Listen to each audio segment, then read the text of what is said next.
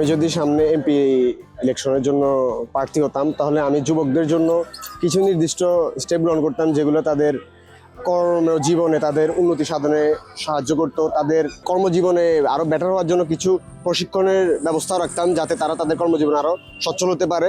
তারা যদি স্কিলফুল হতে পারে, তারা যাতে সমাজের একটা অংশ হয়ে ভালো কাজ করতে পারে, তারা যাতে নতুন একটা সমাজ আমাদেরকে উপহার দিতে পারে, সে সকল সুযোগ সুবিধা আমি তাদেরকে দিতাম। আমি যদি এমপি নির্বাচনে যদি ভোট করি, প্রথমত হলো নারীদের জন্য এক করণীয় হলো প্রথমত নারী ইফতিজিং এগুলো বন্ধ করতে হবে, প্রতিরোধ করতে হবে।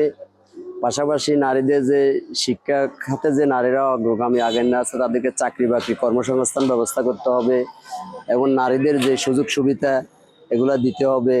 ওনারা ইফতিজিং হইতেছে নি, নারী দর্শন করতেছে কিনা এখনকার এগুলা তো অনেক প্রচলন বাড়ি গেছে, এগুলো প্রতিরোধ করতে হবে। ফার্স্ট প্রায়োরিটি থাকবে যে আমাদের নোয়াখালীতে ইতিমধ্যে তরুণ শিক্ষিত বেকার সংখ্যা বেড়ে গেছে, তাই প্রথমত মানে বেকার দূরীকরণের ব্যবস্থা করতে হবে। কেননা আপনারা জানেন ইতিমধ্যে নোয়াখালীতে যে সমস্ত শিল্প কলকারখানা ছিল ওগুলো কিন্তু প্রায় 90% বন্ধ হয়ে গেছে গো।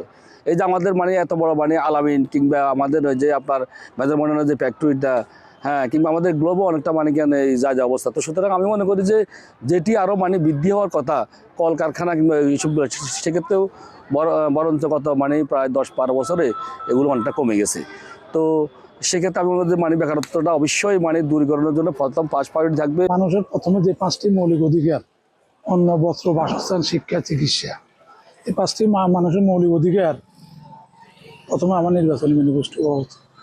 এবং আপনি যে কোনো সরকারি হাসপাতালে দেখবেন যে মানুষের চিকিৎসাটা এত অবহেলিত, মানুষ চিকিৎসা ক্ষেত্রে একরকম প্রতারণার শিকার।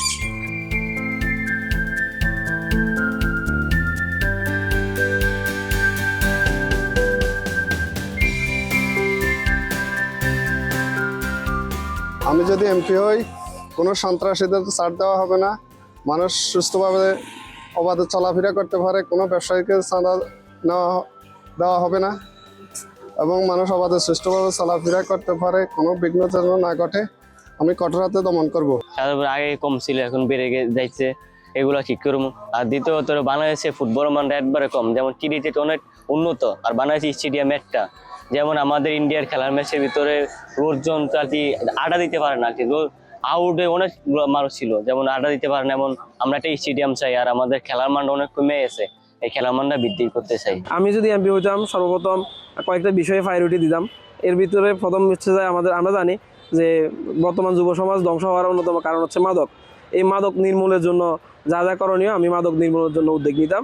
দ্বিতীয় বিষয় হচ্ছে আমরা জানি আমাদের দেশে হিউজ পরিমাণে যুবকরা বেকার আছে। এই বেকারদেরকে বেকারত্ব রোধ করে যে নতুন নতুন কর্মসংস্থান তৈরি করে তাদেরকে সরকারি এবং বেসরকারি উদ্যোগে তাদের কর্মসংস্থান ব্যবস্থা করে দেওয়ার জন্য উদ্যোগ নিতাম। এমনকি পাশাপাশি যে সরকারি যে সুযোগ সুবিধাগুলো আছে এমনকি সরকারি যে সহায়তাগুলো আছে, সরকারি সহায়তাগুলো আমরা সর্বোচ্চ পরিমাণে চেষ্টা করতাম মানুষের দোরগোড়ায় সহজে পৌঁছে দেওয়ার জন্য। চাঁদাবাজির বিরুদ্ধে যুদ্ধ ঘোষণা করতাম। চাঁদাবাজি আর দুর্নীতি যদি এদেশে বন্ধ হয়ে যায়, তাহলে সমাজ ব্যবস্থা অনেক পরিবর্তন ঘটবে। এই নোয়াখালীর উন্নয়নের জন্য নোয়াখালীর দুর্নীতিটাই বড়। আমি এলাকার শান্তি শৃঙ্খলা বজায় রাখার জন্য আইন শৃঙ্খলা নিয়ন্ত্রণে রাখবো। এলাকার দক্ষিণাঞ্চল হচ্ছে কৃষি প্রধান দেশ, এখানে কৃষি ইউনিভার্সিটি করার চেষ্টা করব। ইপিজেড, শিক্ষা বোর্ড, ক্যাডেট কলেজ, নোয়াখালীতে যে সমস্ত অধিদপ্তরগুলো নাই, যেমন কি অন্যান্য বিভাগ আছে, নোয়াখালীকে বিভাগ করব।